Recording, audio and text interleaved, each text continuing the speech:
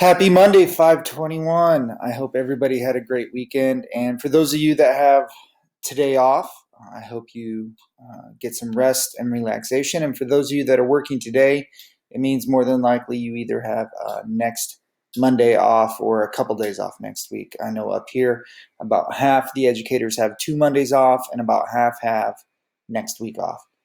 So, whatever it is, I hope you get some rest as you need it. So welcome to week 6. We are definitely on the downward slope. There's a lot of great information. Before I jump into week 6, the discussion posts from week 5 were really, really good. You guys are jumping in and really diving deep, which is what it's all about. They both kind of centered around being a facilitator of learning versus being sort of the guardian, I guess is the phrase they use. One of the posts talks about discovery learning.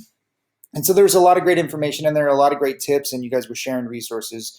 And I know as I click through the links you guys share in there, there's a lot of great information and resources. So make sure when someone's posting a link to something, take a look at it. There's a lot of good stuff there. Your SAMR assignments, I have today off from my time as a vice principal, so I'm going to try to grade all of those today. I know there are a couple of people having issues with submissions. It seemed like it was a technology issue, not a user issue. So I still got your projects, and I will take a look at those today. So let's jump into week 6. It is our choices that show what we truly are, far more than our abilities. And that's from Harry Potter and the Chamber of Secrets. And I thought that quote really fit well with this whole course that, some of our students, it would appear that they have less abilities than other, whether or not that's true or not. But using their choices to, use the tools that we provide them or that they find really can make a difference. And it's also a good reminder for teachers in general, just that, how our own choices and also those choices we help guide our students to. So let's jump in. The intro for this week, we really do, both discussion questions are around digital divide, and then one is around student transition. So we do take a look at digital divide and how assistive technology kind of fits into that. It does get into some of the subgroups of low income or ELs or things of that nature. And then we also look at how can we help transition our secondary students onto higher ed or the workforce in relation to how they're using assistive technology tools in our campus. So I know a lot of you are not secondary teachers, but the discussion prompt is thinking about a student. And so it doesn't have to be a student in your class if you're not a secondary teacher, but maybe just a high school student that you know or that you know of for discussion question 2, which we'll get into in a minute. And then we continue looking at evaluating assistive technology tools, looking at the laws around those tools, and the ethics around it as well. So that's where we're going for week 6. All your content is right here. You're going to review chapter 12 and then read 13 and 14 in the text, which I know can get a little lengthy, but there's a lot of great information in there. Every time I read it, I'm learning something new and picking up something new.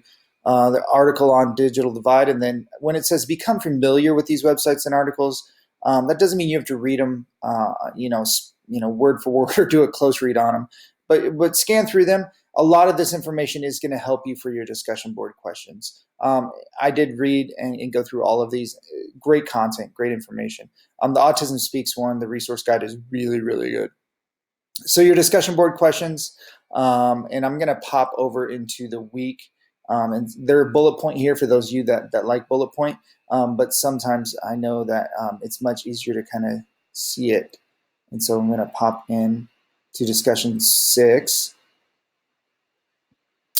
After reading the following linked articles below, please explain your understanding of the digital divide, including ethical and legal issues related to equal access to technology tools for students with diverse learning needs to enable them to reach their individual learning goals. So really what this is talking about, how is the digital divide impacting those students that need AT tools? It's a pretty wordy way to say that. And then go through and explain how you can characterize how the digital divide can be characterized versus just saying it's access to the internet, because it's so much more than that. There's a couple links down here, but you can also use other links as well. And so that's for one. In your second question here, pick a secondary student you know either inside or outside your class and summarize their challenges and strengths. Design a plan for what kind of technology resources you might include in preparing them for their transition planning. And there's a couple links down here. So really, like I said, I know a lot of you won't have those students in your class, but think of a high school student that you know. Maybe it's a family friend or you know a student you used to have that's moved on to high school, something of that nature. Um, so for this week, you have your two discussion questions and you have your AT tools in-service presentation, which I'll pop over into the weekly and get over there. And then looking ahead, next week, you have to review chapters 10 and 11. So you're not really reading new chapters, but you're reviewing those chapters. There are 5 videos next week. They range from 2 minutes to 10 minutes each. So you'll want to set aside about an hour to go through those videos. And then don't forget your assignment 6, your 3-day lesson plan is coming up. And then also you should be working on your e-portfolio every week. So that's looking ahead. So to go through the rest, I'm just going to go over here. And once again, there's all your content for the week, your discussion boards.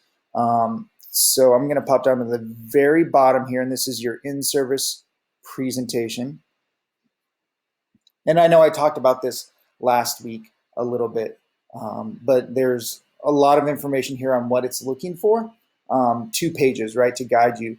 And really what this is going to be is a short teacher in-service presentation. Really no more than, if you were to give this presentation, no more than 15 minutes. I know at staff meetings, they're really cramped for time, right? And so if you could be impactful really within 10 minutes, but you know, as long as 15 minutes, that would be great. And so when you go through here, it's just going to give you some basic guidelines for bullet points, utilize the speaker notes, you know, obviously not putting too many words on one page. A lot of times presentations, you know, there's paragraphs on a slide, and that's not going to work very well. So what I'm going to say is, if you need to cite something and put a reference, don't put it, even though it says here, don't put it on the actual slide. It says that right there. Put that in the notes. As long as you put it in the notes, I'm going to know that it's for that slide, because that's going to kind of mess up your slide, and you wouldn't do that in a real presentation anyway. Your notes section is also where you would put what you're going to actually say. So don't put so much text because you're thinking this is an online course, I can't actually present.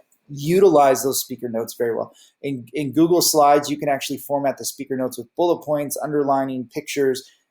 You can put anything that you can put in a Google Doc, you can actually put in the notes section on a slide. So utilize that.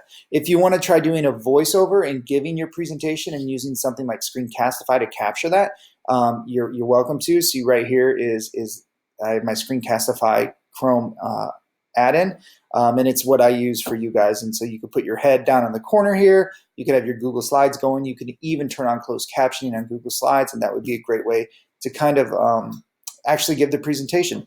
So this is worth 25 points.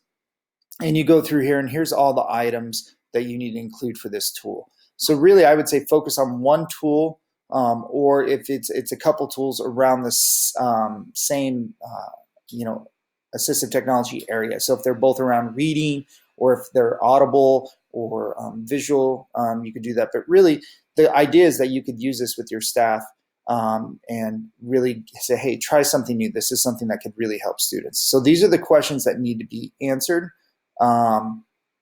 And you can have a reference slide at the end that doesn't count towards your number of slides, which would be just so they're all sort of on one page. But once again, you can put those on your notes section. If you have any questions, just reach out to me. So that's your presentation. That's due this week. Next week is your 3-day lesson plan that you guys should have been working on. So I'm just going to go over this quickly because we'll obviously talk about it more next week as it's due. But here is the rubric. And so we're going to open that. Within Concordia, if your project has a rubric, your paper has a rubric, read it in depth. Really get into that rubric, because that's how we grade it. We grade right on the rubric. So there's all the information that you need to know about what's being looked for. And then also, you know, kind of goes through here and talks about it. The biggest thing, and they have it highlighted in yellow here, is, you know, these lesson plans, if you were sick on a day and the lesson plans were sitting on your desk, I should be able to, or anyone really should be able to walk in and go, all right, I can do this lesson. And so it needs to be pretty detailed. And so go through there. And once again, this is due next week. So as you're looking at this and you're looking at the reflection part of it, if you have any questions, just reach out. You have a little bit more time, but you do need to be working on that lesson plan and actually teaching it. So that's why we talked about that last week. And then finally, your e-portfolio. I'm not going to open that, but I've had a few questions come through on that. But once again, that is due at the end of the course. And actually, I will open it. And so, it's going to go through once again and tell you everything you need to do. I know, don't forget that in the announcements, there is the video to how to use Google Sites to really put this up on Google Sites. That is the way I'm highly recommending you do this. And you should have been working on it already. And then here is your grading rubric right here. So 6 pages is a lot. Really 5 pages is a lot of information, but there's a lot on this portfolio. But you could definitely use this in the future if you have to have a portfolio for anything. This would be a good jumping off point. So that is week 6. Like I said, we're starting to ramp up. This class kind of started a little bit slower and is really starting to ramp up. Week 6, 7, and 8, there's a lot of stuff going on. If you need anything or have any questions, remember, shoot me an email or a text, Vox, or direct message through Twitter or even phone call. Whatever you need to get a hold of me is totally fine. And I have this on the bottom of all my announcements. I don't really go over it, but I just was on a flight from LA. I went to a Project Lead the Way conference, and I watched the documentary on Mr. Rogers. So I just want to emphasize it. The best teacher in the world is someone who loves what he or she does and just loves it in front of you. And I think that's a great quote to just kind of keep us centered every day. Have a great week 6.